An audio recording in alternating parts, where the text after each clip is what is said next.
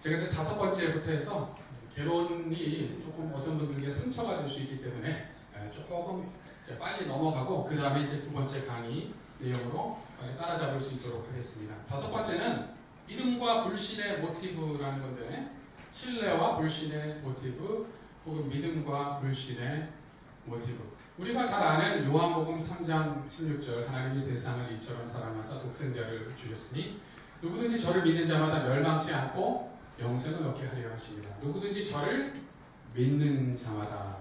소위 말하는 요한복음의 요절에 믿음에 관한 내용이 들어있습니다. 실제로 믿는다라는 동사가 요한복음에 아주 자주 등장합니다. 믿음이라는 단어가 굉장히 강조되고 있는데, 요한복음 전체를 한번 믿음이라는 렌즈로 잠깐 한번 살펴보는 것이 이 5번째 포인트입니다. 근데 믿음의 그 반대 파트너가 불신 아닙니까? 그래서 믿음과 불신을 한번 같이 보겠습니다. 일단 1장 11절에서 12절, 어떤 분이 요한복음 1장 11절에서 12절 한번 대신 크고 아름답고 똑똑하고 훌륭한 목소리로 1장 11절에서 12절 대표로 좀 한 분이 읽어주시면 감사드리겠습니다. 요한복음 1장 11에서 12. 자기 땅에 오매 자기 백성이 영접하지 아니하였으나 영접하는 자 곧 그 이름을 믿는 자들에게는 하나님의 자녀가 되는 권세를 주셨으니. 네, 감사합니다. 여기 보면 자기 땅에 왔는데 자기 백성, 마땅히 영접해야 되는 백성, 말씀이신 아들을 통해서 창조된 그 백성이 거부했어요. 불신했어요. 그러나 그를 믿는 자, 그의 이름을 믿는 자들에게는 하나님의 자녀가 되는 권세를 주셨다. 해서 불신과 믿음에 대한 대조가 요한복음 서두에서부터 나타난다는 겁니다. 예수님 공생의 사역에 대한 언급이 나오지도 않았는데 1장 11절 12절에서부터 그 중요한 모티브가 나옵니다. 그리고 1장 19절에서 4장 54절까지 가보면 믿음 혹은 신뢰에 대한 이야기가 끊임없이 나옵니다. 그리고 5장에서 12장 가면은 예수님이 배척받으신 이야기가 나와요. 나중에 예수님 없애버려야겠다. 특별히 나사로를 다시 살리신 다음에 예수님을 죽여버려야겠다라는 그 음모가 본격화되고 구체화됩니다. 그래서 요한복음 5장에서 12장은 이스라엘 가운데 하나님의 백성이어야 하는 이스라엘 가운데 메시아 예수님에 대해 불신하고 배척하고 그런 가운데 예수님과 유대 관원들 사이에 큰 갈등이 존재하고 있는 것을 계속 그려주고 있습니다. 근데 그 갈등이 말씀드린 대로 증폭됩니다. 갈등이 증폭돼서 예수님을 죽여 없애버리겠다는 그런 작정을 하게 되는 거죠. 그런데 13장부터가 중요합니다. 13장부터 17장까지 이제 믿음에 대한 부분이 나옵니다. 근데 이 믿음은요, 대부분의 이스라엘 사람들은 받아들이지 않는 그런 믿음이에요. 소수의 제자들, 어떻게 보면 섹테리안처럼 보이는, 그 당시 1세기 유대교 상황에서 보면 이단처럼 생각될 수 있는 소수의 제자들, 그들 가운데 하나님의 아들 메시아 예수 그리스도에 대한 믿음이 싹트고 자라도록 예수님께서 제자들과 시간을 보내시고 말씀을 나누시는 것이 13장에서 17장입니다. 이게 중요합니다. 사실 신실한 목회자와 성도들도 마치 이 세상에서 섹테리안처럼 이단 한 작은 규모의 종파처럼 그렇게 느껴질 때가 있습니다. 이렇게 정말 믿고 사는 사람이 누가 있는가? 사실 어떻게 보면 요한의 공동체가 그것을 경험하고 있는 겁니다. 그렇기 때문에 요한이 그 이야기를 들려주는 겁니다. 예수님이 배척받으신 이야기. 그 이야기가 요한의 독자들이 받고 있는 배척과 서로 상응관계에서 메아리를 쳐줍니다. 그 가운데 주님을 쫓았던 신실한 제자들의 이야기. 그 이야기가 지금 요한이 마주하고 있는 어려움을 겪으면서도 신실하게 주님을 쫓고자 하는 그 제자들에게 바로 적용이 되는 울림을 주는 이야기입니다. 그리고 요한복음은 믿음의 핵심이라고 할 수 있는 그리스도의 죽으심, 십자가 순환과 부활에 대해서 이야기합니다. 근데 여기서 말하는 믿음이 뭐냐? 그냥 사형리를 받아들이고 입으로 고백하면 믿은 거냐? 답은 그럴 수도 있고 아닐 수도 있습니다. 그러나 입으로 이야기했다고 진정한 믿음이 있다고 말할 수는 없다는 거죠. 여기서 굉장히 흥미로운 구절이 있습니다. 요한복음 3장 36절입니다. 요한복음 3장 36절에 이렇게 이야기합니다. 아들을 믿는 자는 영생이 있고, 요한복음 3장 16절과 비슷하네요. 아들을 뭐라고 그랬어요? 그 다음에 순종하지 아니하는 자는 영생을 보지 못하고 도리어 하나님의 진노가 그 위에 머물러 있느니라. 우리에게 친숙한 표현으로 하면 아들을 믿는 자는 영생, 아들을 믿지 않는 자는 하나님의 심판인데, 여기 뭐라고 되어 있어요? 아들을 순종하지 않는 자. 왜? 1세기 그리스도인들의 생각에서 믿음과 순종은요, 동전의 양면이거든요. 물론 우리의 순종은 절대 완벽하지 못합니다. 그래서 예수 그리스도의 순종에 잇대어 살아가야 합니다. 그리스도께서 죽기까지 아버지께 순종하시고 가장 치욕스럽고 가장 두려운 그 죽음을 기꺼이 우리를 위해 맞으시고 몸 찢어 피 흘려 죽으신 그 십자가의 순종에 의거해서 살아가야 합니다. 하지만 믿으면 그만이고 순종은 옵션이다 라는 식의 신앙은 신약 성경이 이단으로 정죄하고 있는 것이다. 요즘도 어떤 그룹 구원파 같은 데서 그렇게 하고 있어요. 그죠? 근데 제가 보면 일부 성도님들 가운데는 그런 생각을 갖고 계신 분들이 계시더라고요. 오늘 이 본문을 보세요. 이 본문이 우리에게 주는 그 충격과 파장을 한번 만나보세요. 아들을 믿는 자는 영생이 있고 아들을 순종하지 않아요. 절대 오해하지 마십시오. 우리의 순종으로 구원 얻는 건 아닙니다. 그러나 순종과 믿음이 동전의 양면처럼 주기적으로 붙어 있다는 것은 이런 본문들이 신약 성경에 나타나 있는 요한복음 3장 36절과 유사한 본문들이 우리에게 말해주는 것입니다. 20장 제일 끝에 보면 요한복음의 기록 목적이 나와 있는데 이 역시 믿음에 대해 강조합니다. 예수께서 제자들 앞에서 이 책에 기록되지 아니한 많은 표적도 행하셨으나 오직 이것을 기록하면 너희로 예수께서 하나님의 아들 그리스도이심을 믿게 하려 함이요 또 너희로 믿고 그 이름을 힘입어 생명을 얻게 하려 함이니라. 저는 여기서 믿는다는 게 복음 전도의 맥락에만 적용되는 것은 아니라고 생각합니다. 실제로 헬라어에서 현재형 동사는 지속의 뜻을 갖고 있거든요. 근데 실제로 이 본문에 보면 그 믿는다라는 동사가 현재형 형태로 나타나요. 그래서 지속의 의미, 지속적으로 믿는다, 신실하게 살아간다, 믿음을 지킨다 그런 뜻도 이 본문에서 우리가 배제해서는 안 된다라는 것을 생각해 보게 됩니다. 그래서 저는 저자 요한이 독자들에게 그들이 갖고 있는 그리스도에 대한 믿음이 참된 믿음이다라는 것을 일깨워주면서 그 가운데 믿음의 자리를 지키고 그들이 소외되는 것 같고 다양한 어려움에 직면하지만 그러나 그들의 믿음에 걸맞게 살아갈 수 있도록 격려하기 위해서 1세기 후반에 이 책을 썼다 이렇게 저는 생각을 합니다. 실제로 1세기 유대교에서 영웅은 모세 아닙니까? 그죠? 그래서 요한복음에서 모세에 대한 언급이 나오는 것을 우리는 좀 주목해 봐야 합니다. 예를 들어서 1장 17절에 율법은 모세로 말미암아 주신 것이요 은혜와 진리는 예수 그리스도로 말미암아 오는 것이다. 그래서 일종의 예수님과 모세 사이의 비교 내지는 대조가 나타납니다.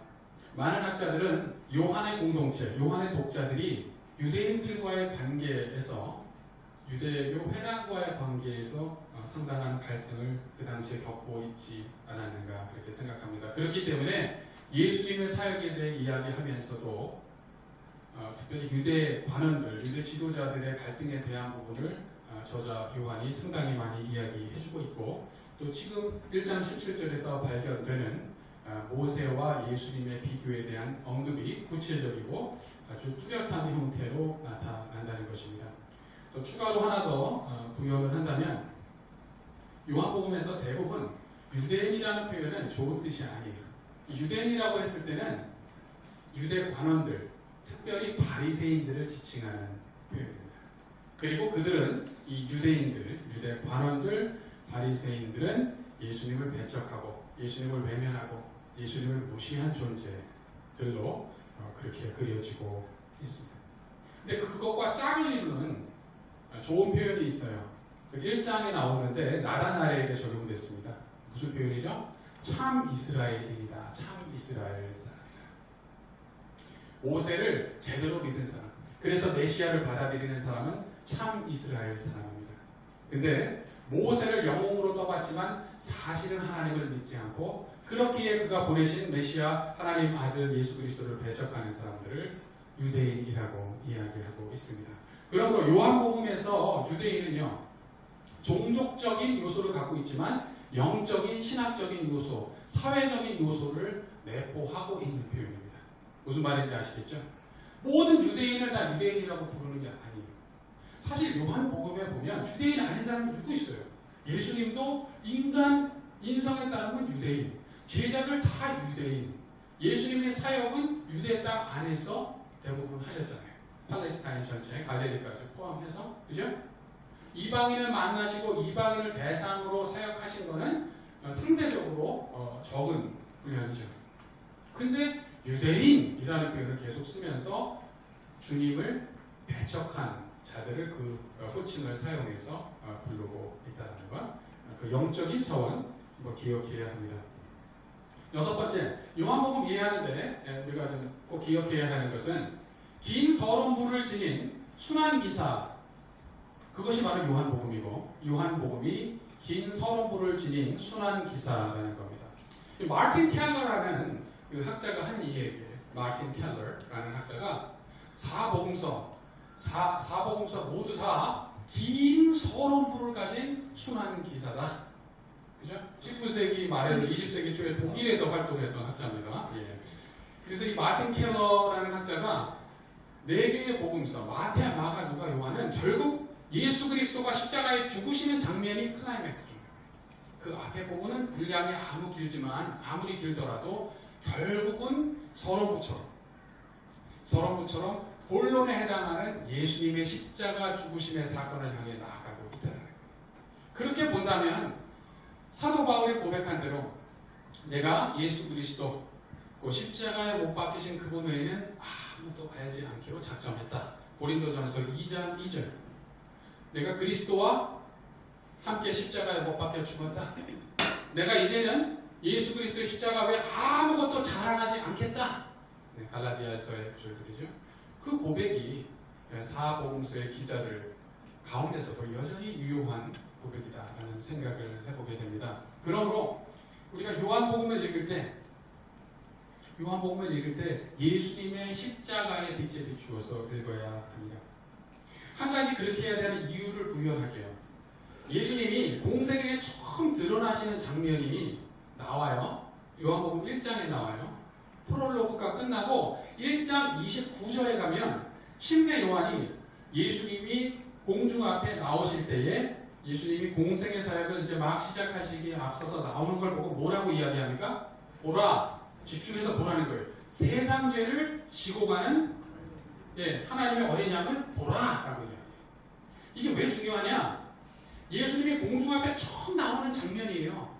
그 장면을 사도 요한이 글을 쓰면서 침례 요한이 무슨 얘기를 했는지에 주목하는 거예요. 근데 침례 요한이 예수님에 대해서 할 수 있는 이야기가 많은데 처음에 어떤 얘기를 했느냐? 세상 죄 지고 가는 하나님의 어린 양을 보라. 그러니까 이제 이어지는 요한복음의 그 놀라운 표적들, 예수님의 놀라운 가르침은 예수님이 하나님의 어린 양, 하나님의 백성들을 위해서, 인류를 위해서 죄를 대신 지시고 십자가로 나가시는 그 유월절 어린 양이시다라는 이해를 갖고 그 관점에서 봐야 한다. 이 관점이 없으면 우리가 다양한 본문들을 다양하게 설교하고 그때는 반응이 있고 성도님들도 좋아하는 것 같지만 크게 놓고 봤을 때 이 방향성이나 큰 그림, 어떤 조직적인 성격이 없어요. 화살로 말하면 화살이 궤적을 그려가지고 관이가 딱 꽂혀야 되는데 화살을 땡길 때는 열정적으로 땡기지만은 이게 아주 산발, 형태를 갖게 됩니다. 그래서 요한복음을 이해하는 데 있어서 긴 서론부를 지닌 순환 기사다라는 마틴 켈러의 이야기가 상당히 유효한 이야기다. 그리고 아까 제가 말씀드린 대로 이는 제자도를 향한 굉장히 중요한 함의를 갖고 있다. 십자가를 향해 나가신 주님, 그 주님을 쫓는 것이 제자들의 삶이라고 한다면 우리가 어떻게 살아야 할까? 그에 대한 굉장히 중요한 포인트가 있다 말씀드리겠습니다. 그에 대해서는 아까 말씀드렸으니까 이제 7번째로 넘어갑니다. 7번째, 부활의 관점에서 읽어야 하는 책이다. 이게 무슨 뜻이냐? 요한복음이 부활의 관점에서 읽어야 하는 책이다라는 것은 뭐 요한복음 전체를 살펴봐야 하지만 특별히 요한복음 2장으로 가서 보도록 하겠습니다. 어떤 분이 요한복음 2장 13절에서 22절까지 좀 긴데 굉장히 중요한 구절입니다. 신약 성경에서 모든 구절이 중요하지만 특별히 저는 부활의 관점에서 우리가 성경을 읽고 살아가야 한다는 그런 뜻에서 매우 중요한 구절이다 이렇게 생각하는데 어떤 분이 자원하셔서 요한복음 2장 13절에서 22절까지 한번 읽어주시면 감사드리겠습니다. 유대인의 유월절이 가까운지라 예수께서 예루살렘으로 올라가셨더니 성전 안에서 소와 양과 비둘기 파는 사람들과 돈 바꾸는 사람들이 앉아있는 것을 보시고 노끈으로 채찍을 만드사 양이나 소를 다 성전에서 내쫓으시고 돈 바꾸는 사람들의 돈을 쏟으시며 상을 엎으시고 비둘기 파는 사람들에게 이르시되 이것을 여기서 가져가라.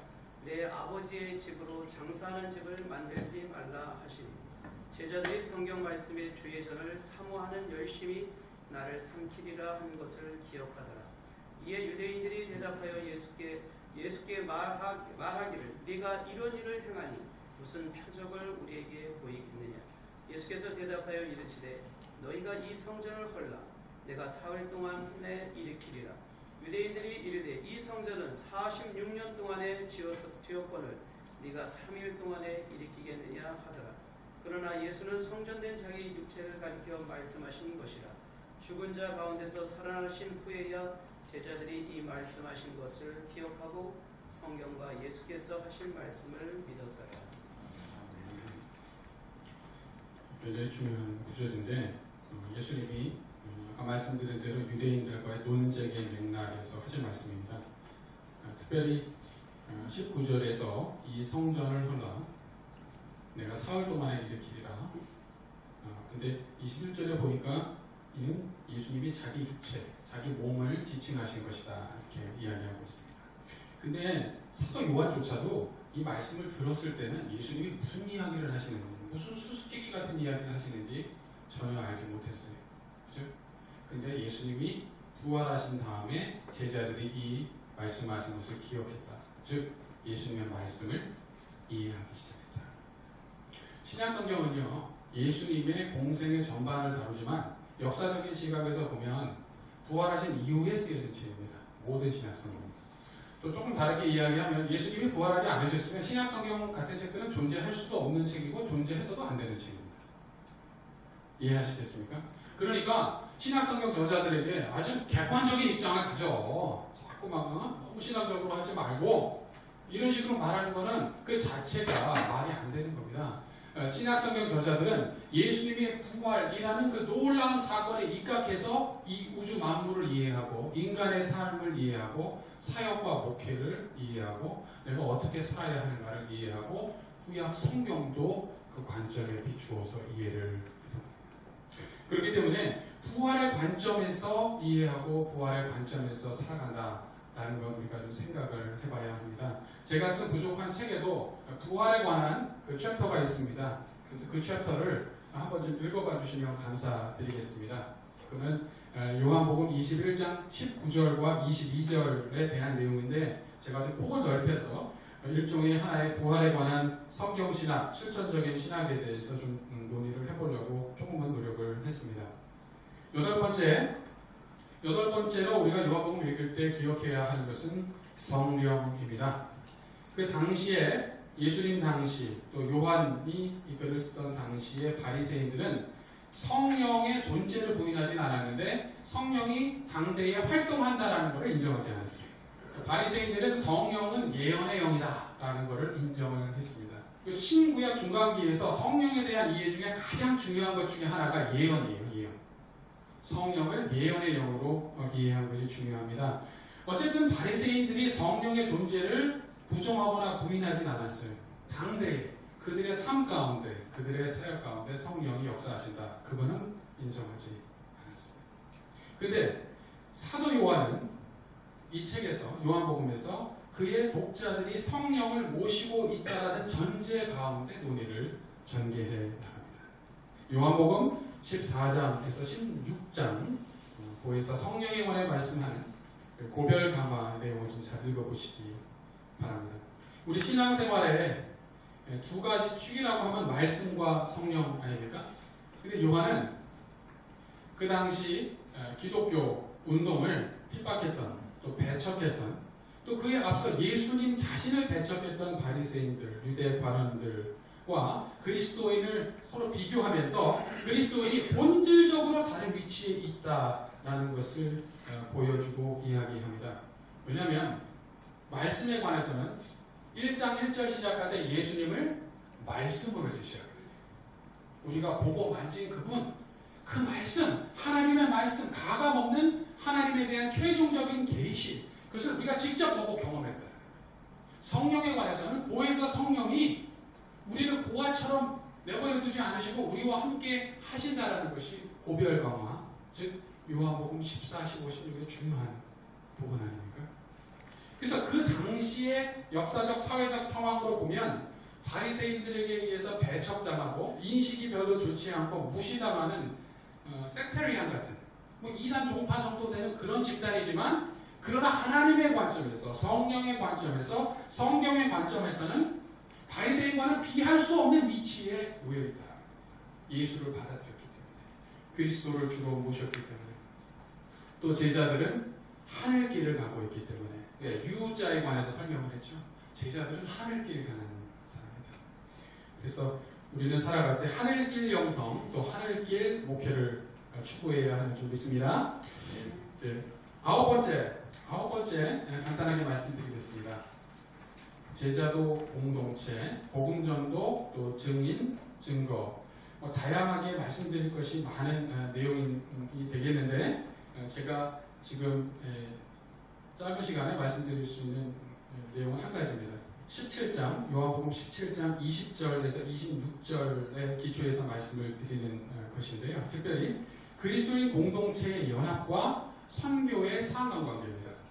우리가 복음과 선교, 복음 전파에 대해 많이 이야기합니다. 나아가서 복음을 전하는 것을 많이 이야기합니다. 아주 성경적입니다. 근데 요한은 우리가 어떻게 살아가고 사랑하는가가 선교적인 함의를 갖고 있다. 지금 한국교회, 또 미국교회 너무나 필요한 말씀이에요. 나가서 복음 전하는 거 중요합니다. 그런데 교회 안에서 싸우고 나누어지고 세상에서 덕을 세우지 못하고 하면 나가서 복음 전했던 것이 오히려 역효과로 돌아오는 경우도 있습니다. 물론 세상은 하나님의 일을 배척하는 성향을 갖고 있습니다. 그것을 간과하는 것이 아니라 그리스도 공동체의 연합이 갖고 있는 선교적 합의에 초점을 두는 것입니다. 17장 20절, 내가 비웃는 것은 이 사람들만 위함이 아니요 또 저희만을 인하여 나를 믿는 사람들도 위함이니 아버지께서 내 안에 내가 아버지 안에 있는 것 같이 저희도 다 하나가 되어 우리 안에 있게 하사 세상으로 아버지께서 나를 보내신 것을 믿게 하옵소서. 그리스도의 제자들이 연합하고 하나님 안에, 아들 안에 거할 때 그것이 선교적인 파장을 가져오게 된다는 것이 예수님의 말씀입니다. 그러니까 선교가 보여주는 선교가 있는 거예요. 그러니까 남한테 보여주려고 가식적인 행동을 하는 게 아니라 그리스도께서 내가 너희를 사랑한 것 같이 사랑해라 하면서 새 계명이라고 말씀하시는데, 이웃을 내 몸과 같이 사랑하는 게 레위기 19장 18절에 있는 것처럼 오래된 계명인데 이게 왜 새 계명이냐? 그것은 이웃을 내 몸과 같이 사랑한다라는 것을 예수님의 십자가 죽으심, 십자가에서 죽으실 때까지 모든 것 내어주실 때까지 사랑하신 그것에 비추어서 이해를 새롭게 해야 한다는 뜻에서 새로운 계명이죠. 우리가 서로 그렇게 사랑하면 그것이 선교적인 파장을 가져오게 된다라는 겁니다. 굉장히 중요한 가르침입니다. 우리가 지금 직면한 현실에서는 상당히 거리가 멀다고 느끼시는 분들도 계시겠지만 오늘 우리는 여기서 하나님의 말씀을 대면하고 있습니다. 22절 내게 주신 영광을 내가 저희에게 주었사오니 이는 우리가 하나 된 것 같이 저희도 하나가 되게 하려 함이니이다. 곧 내가 저희 안에 아버지께서 내 안에 계셔 저희로 온전함을 이루어 하나가 되게 하려 함은 아버지께서 나를 보내신 것과 또 나를 사랑하신 같이 저희도 사랑하신 것을 누가 알게 하려고 해요? 세상으로 알게 하려 함이로소이다. 조금 더 읽어보시고요. 제가 여기서 그냥 힌트를 드린다면 이거예요. 우리가 어떻게 살아가는지 그거 보여주는 거 중요해요. 이거를 전에 많이 강조하시고 아주 훌륭하게 보여주신 분이 저는 성공의 신부였던 대천덕 신부님이라고 생각해요. 그리스도인 공동체에 목숨을 거셨어요. 모든 것을 다 집어 던졌어요. 신약 성경이 말하고 있지만 미국과 한국의 교회들이 종종 간과하고 있는 그것에 대해 가슴 아파하시고 그것을 몸소 살아내신 거죠. 우리가 어떻게 사랑하고 살아가는 거야. 저렇게 하면 더 깨져야 돼. 도저히 될 수가 없어. 하는데 서로 참고 인내하며 일어설 때 그것이 선교적인 타산을 가져오게 된다는 거죠. 세상에서 되어지는 방식대로 다 똑같이 되어진다면 그리스도인의 공동체가 다른 것이 무엇이겠는가라는 다소 수사학적인 질문으로 9번째 포인트를 마치고 10번째에 대해서는 그의 사랑하시는 제자라는 이 표현이 요한복음에 나오는데 이게 어떤 의미냐라는 겁니다. 세 번째 강의에서 다룰 거기 때문에 제가 그것에 대해서는 지금 더 이상 이제 말씀을 드리지 않도록 하겠습니다. 제가 이제 결론을 내주면 대적자들을 직면하고 핍박과 배척을 경험하고 있는 1세기의 그리스도인들에게 사도 요한은 그들이 예수 그리스도를 믿고 하늘로부터 난 자, 자연적인 출생에 의해서 두 번째로 어떻게 다시 난 자가 아니라 완전히 다른 차원에서 하늘로부터 난 자로, 즉 하나님의 속성인 영원성을 경험하기 시작한 자, 영생을 이미 경험하고 있는 자로 성육하신 하나님의 아들 예수 그리스도, 십자가에서 세상 죄를 지고 죽으신 그 하나님의 어린 양을 지속적으로 믿고 따르도록 그의 독자들을 격려하고 있는 것이 요한복음의 가장 중요한 동력이 아닌가 생각합니다. 근데 여기서 요한이 말하는 영원한 생명은 단지 미래의 사건이 아닌 거예요. 우리가 거듭났다라고 진짜 말할 때 그 거듭났다라는 건 하늘로부터 났다라는 거거든요. 그러니까 사형리에 있는 것에서 긍정적으로 반응했기 때문에 너는 구원받았다. 실제로 그렇게 해서 구원받으신 분들이 많이 있습니다. 그러나 저는 그거보다 더 신비롭고 그거보다 더 초자연적인 것이 성경이 말하는 거듭남이라고 생각해요. 하늘로부터 난 것. 새로운 차원의 생명, 부활 생명을 이미 경험하기 시작하는 것. 그것이 영생에 동참한 자, 구원에 동참한 자입니다. 그리고 그 영생을 경험하고 동참한 자의 삶 가운데는 차이가 보여지기 시작한다. 왜? 하늘로부터 났거든요. 영생이라는 거는요, 원어의 뜻으로 보면 다음 세대의 생명입니다. 다음 세대. 유대인들은요, 현 세대는 악하고 하나님께 반역한다. 그러나 다가오는 세대, 하나님의 통치가 온 우주 만물 가운데 임하는 그 세대, 그 세대가 오면 모든 것이 바뀔 거라고 기대했어요. 그리고 하나님의 메시아를 통해서 그 일을 이룰 거라고 믿었어요. 근데 영생이라는 것은 바로 그 세대, 그 세대의 생명을 말하는 거예요. 신약 성경 기자들은 이미 우리가 영생을 누린다고 말할 때 그 다음 세대의 생명이 지금 성령을 통해서 우리 가운데 매개가 돼서 우리가 이미 그걸 경험하고 있다는 거예요. 문제는 뭐냐면 이게 일종의 추상적인 사변에 그치는 경우가 많아요. 얘기하기 쉽죠. 근데 우리가 그 다음 세대의 생명을 내 경건 생활과 공동체 가운데, 목회 가운데 경험하고 있는가라는 어찌 보면 뼈아픈 실존적이고 수사학적인 질문이 우리에게 남아있다. 그것은 일종의 격려가 될 수도 있고 도전이 될 수도 있다. 그래서 제가 미국에서 학교에서 수업을 하면 또 그런 부분에 있어서 목회자님들과 많은 공감과 공명을 하게 됩니다. 우리는 완벽하지 않지만 우리의 삶과 목회가 하늘로부터 태어난 것, 그것을 반영해주고 드러내주는 목회가 되어야 됩니다. 억지로 보여주려고 해서 보여주는 것이 아니라 우리의 실체가, 본질이, 체질이 바뀌었기 때문에, 출생이 바뀌었기 때문에, 신분이 바뀌었기 때문에 그것이 보여져야 한다 라는 말씀으로 첫 번째 강의를 마치도록 하겠습니다. 예, 이 시간에는 아직 이제 사실은 두 번째 강의 지금 하고 있는 중간이기 때문에 1분만 제가 1, 2분 정도 시간을 드릴게요. 옆에 있는 한두 분이랑 이번 1강 제가 지난 시간에 했던 강의와 이번 시간 지금 한 중반부까지 했던 강의 중에서 나한테 좀 울림을 주는, 나한테 좀 새롭게 생각하게 하고 깨닫게 하는 것이 무엇이다. 그것에 대해서 한 가지씩 옆에 한 두세 분씩 짜가지고서 잠깐 나누는 시간을 갖고 바로 두 번째 강의로 들어가도록 하겠습니다. 제가 2분 시간을 드리겠습니다.